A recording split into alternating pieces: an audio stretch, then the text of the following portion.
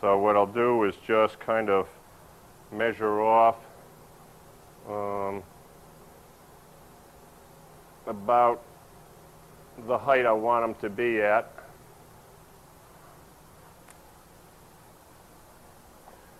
And then just set them in, kind of centered.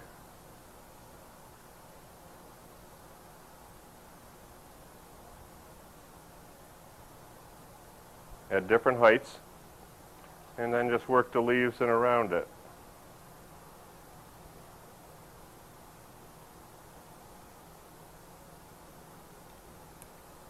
And the ones in the front I keep a little shorter than the others so it doesn't obscure the view of the cattails.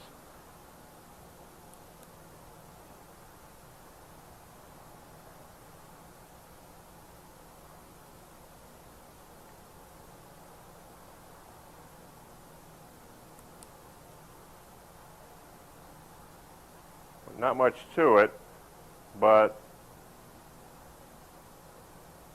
I think you'd have to admit it really adds a nice touch to the piece. Mind you, that doesn't even have a finish on, but that looks like it's ready to set on a shelf or a pedestal just like it is. Okay, now we've got our vase, we've got our cat and tail, or as I call it, kitten tail arrangement in it. Aside from the finish, it's ready to add to a modest collection of vases that I kind of picked out from my own personal stock that I sell at fine art shows, just to give you an idea of some other woods that can be used, what they look like, and some variety of shapes. And first off, I'll start with this one. This is an African wood called babinga, also called African rosewood. That's kind of a contemporary shape. If you like a lot of tooling, this is the kind of shape where I use a solid top with an opening and I can do a lot of shaping with it. As well as this one here, which is kind of an urn shape type.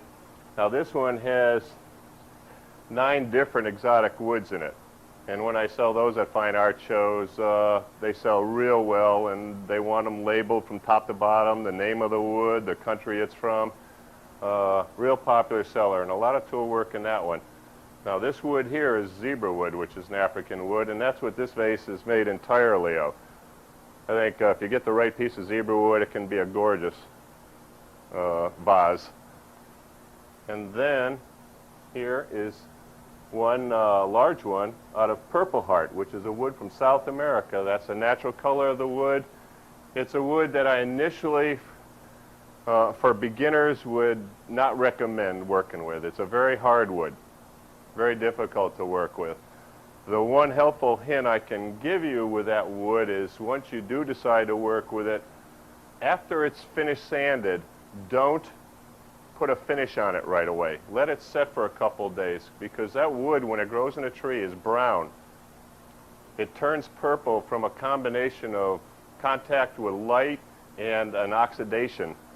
So the oxidation sequence is terminated when you put a protective finish on it. So you want that to reoxidize in indirect sunlight, and it'll establish a nice purple color, and then put the finish on. This next one down here is a fancy, unusual design, and that's out of Honduran mahogany. The one on the end down there is a combination of 2 woods. It's the babinga and wengi. The dark bands are wengi. They're both African woods. A couple other comments I wanted to make is, aside from those I'm showing out there, now this is a wood, as I mentioned originally, is called Morado, also called Bolivian Rosewood.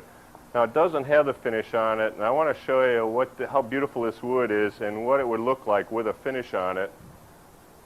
Now here's a vase out of the Morado, and that's with a finish. What it should look like. The finish, of course, protects the wood, but it also, as you can see, enhances the color and grain. So this is Morado. I also wanted to point out the alignment of the grain. As I mentioned, I like to use the crisscross effect. Sometimes you get interesting effect just keeping it all in direct alignment without rotating any of the rings. And you get nice patterns in it many times doing it that way. Now this is zebra wood. with contrasting bands of a Mexican wood called bocote.